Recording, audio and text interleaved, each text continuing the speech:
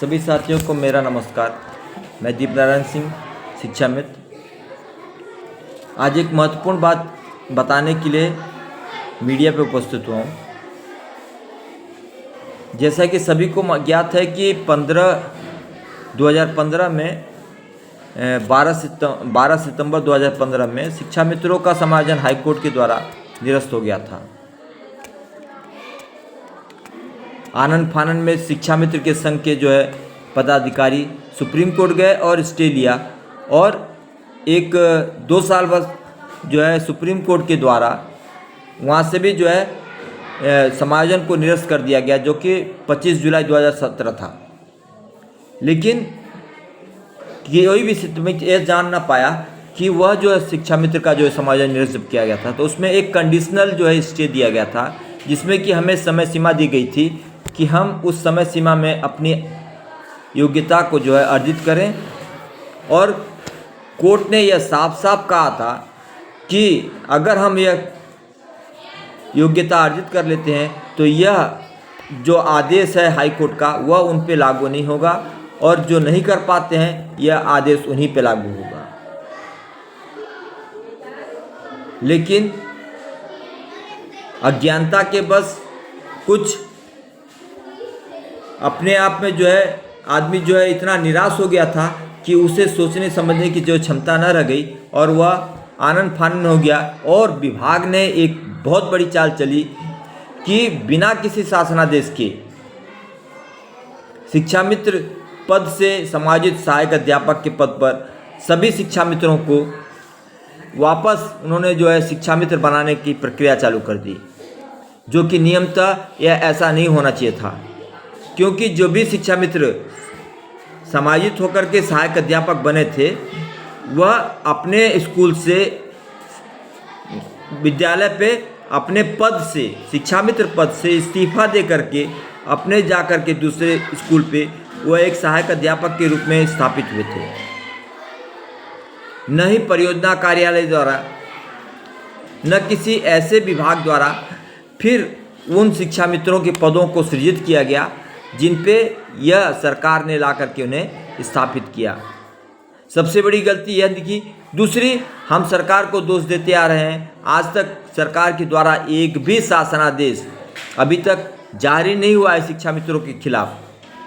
हाँ, यह अलग चीज़ है कि सरकार ने हमें वेतन न दे करके एक लिमिट जारी किया जो 10,000 है,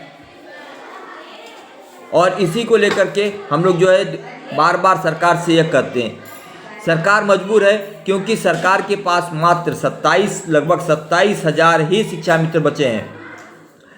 अगर हम कोर्ट के आदेश को सही से पढ़ें तो उसमें लिखा है कि जैसे जैसे हम टेट या सीटेट पास करते रहेंगे, वैसे वैसे विभाग द्वारा उसका मूल्यांकन हो करके, वेरिफिकेशन हो करके वह हमें सहायक अध्यापक पद बनाते रहेंगे।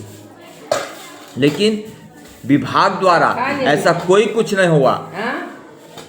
मैंने सभी अपने विद्यालय से लेकर के बीईओ, बीएसए, यहाँ तक कि डायरेक्टर जनरल से भी, कंचन वर्मा जी से भी इसके बारे में पूछा, तो उन्होंने यह कहा कि अभी तक ऐसा कोई आदेश है ही नहीं, हम आपको क्या दें। बीएसए साहब ने यही जवाब दिया। और यहाँ तक कि हमारे मोहम्मदाबाद गोना, मऊ जिला के मोहम्मदाबाद गोना ब्लॉक के जो बीईओ थे, उन्होंने स्पष्ट, मैंने 23 जून को उनसे मांगा था, और 1 जुलाई को उन्होंने कहा कि मैं अपॉइंटिंग अथॉरिटी नहीं हूँ, तथा आप इसके बारे में जा कर के बीएसए साहब से पूछिए। क्योंकि अभी तक जितने भी मैंने साक्ष्य देखे हैं, या कंप्यूटर को सर्च किया है या लेखा को भी सर्च किया है, उसमें ऐसा कोई अधिकार नहीं है। मैं एक आदेश पढ़ के अपने विद्यालय का सुनाता हूँ, जिसमें यह पूर्ण रूप से प्रमाणित करता है कि मैं सहायक अध्यापक हूँ। यह प्रमाण पत्र मेरे प्रधानाध्यापिका द्वारा दिया गया है, जिसमें यह लिखती हैं कि प्रमाणित किया जाता है कि जिला बेसिक शिक्षा अधिकारी मऊ के पत्रांक संख्या 1165/1174/252 2015-16 दिनांक 30/4/2015 में निर्गत शासनादेश संख्या 2253/79/5/2014 280/98 दिनांक 19/6/2014 एवं शासनादेश संख्या 2554/79/5/2014 282/98 दिनांक 30 जून 2014 के अनुक्रम में श्री दीपनारायण सिंह ने सहायक अध्यापक के पद पर दिनांक 1/5/2015 समाहित होकर के समय 8 बजे कार्यभार ग्रहण किया। सहायक अध्यापक का कार्यकाल 1/5/2015 से अद्यतन 25/7/2017 तक शासनादेश के अनुसार जारी रहा। इसके उपरांत विभाग के द्वारा उनको शिक्षामित्र के पद पर 26/7/2017 से नियुक्त कर दी गई। विद्यालय के पास इसका कोई साक्ष्य उपलब्ध नहीं है। वर्तमान में दीपनारायण सिंह शिक्षामित्र के पद पर हैं, जिसका विद्यालय में कोई अभिलेख उपलब्ध नहीं है। मीना सिंह प्रधानाध्यापिका, कंपोजिट विद्यालय देवरिया बड़ी, शिक्षा क्षेत्र मोहम्मदाबाद गोना, और यह प्रमाण पत्र 21/6/2025 को जारी किया गया है। अब मैं अपने पूरे साथियों से, शिक्षा मित्र साथियों से यह कहना चाहूँगा और ये चाहूँगा कि वह अपने अपने समाजित विद्यालय पे जाएं और वहाँ के अध्यापक से यह पूछें कि श्रीमान, जब मैं यहाँ पर ज्वाइन किया था सहायक अध्यापक के पद पर, तो ऐसी कौन सी विडंबना आ गई थी कि आपने मुझे सहायक अध्यापक के पद से शिक्षा मित्र के पद पर दिया?